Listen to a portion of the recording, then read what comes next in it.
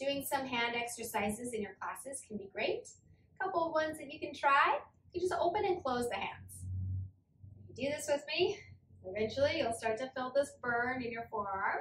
Open and close, open and close, open and close. Another one you can do that's great for dexterity is to close your hands in a fist, one finger at a time, and then open them reverse order, one finger at a time. Now, of course, you can reverse that. I went in with the pinky first, and now I'm going to go in with the thumb. See how my fingers got messed up there? Thumb, do, pinky. So you can open and close one finger at a time. You can also close and squeeze.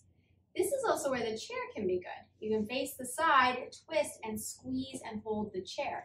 Use the pressure of the chair. You can also push your fingertips into the chair. We talked earlier about being able to do this on the floor if you can reach the floor.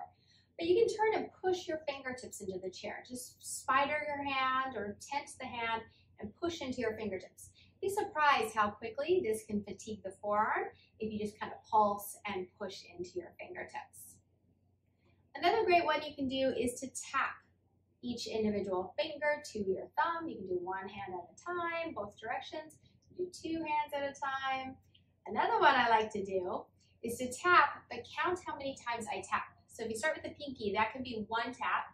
The next finger is two taps. Next one is three taps. Next one is four taps. And you can try to do both hands together. Then you can reverse it, one tap, two tap. You get the idea. You can play with all these, and there are so many different exercises you can do like this that are going to help to strengthen and build their mental strength as well.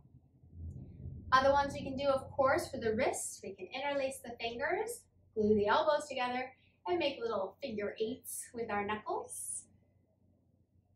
We can also interlace and open, press out or up, which then of course gets into the shoulder joint.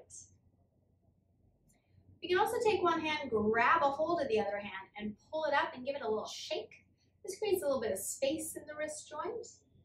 The other side as well. I'm sure many of you know all of the different movements you can do in tabletop by turning the fingers different directions. You can also do that with our chair. So I can face the back of the chair and press this direction, then I can press the back of the hand into the chair. I can turn the fingertips in and turn the fingertips out, and just gently move the wrist in all of those directions, working on that mobility of the wrist joint. The other one I really like to do is to either bring the tips of your fingertips to your thumb or make a fist and then do wrist circles.